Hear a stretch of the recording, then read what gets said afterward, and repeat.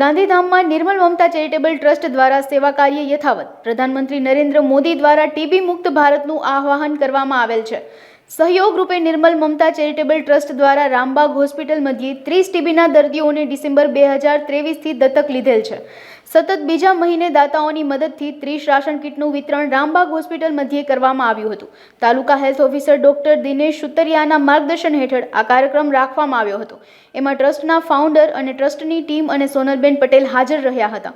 Doctor સુતરિયાએ ટ્રસ્ટનો આભાર વ્યક્ત કર્યો અને ટ્રસ્ટે પણ તેઓની સાથે મળીને સેવા કાર્ય કરતા રહેવાની ખાતરી આપી હતી. હું ડોક્ટર દિનેશ સુતરિયા, તાલુકા હેલ્થ ઓફિસર, ગાંધીધામ.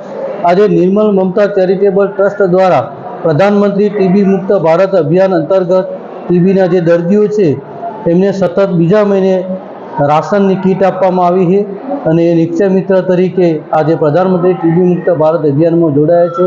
એ બદલ હું સર્વે ટીમનો ખૂબ ખૂબ અભિનંદન અને આભાર વ્યક્ત કરું છું.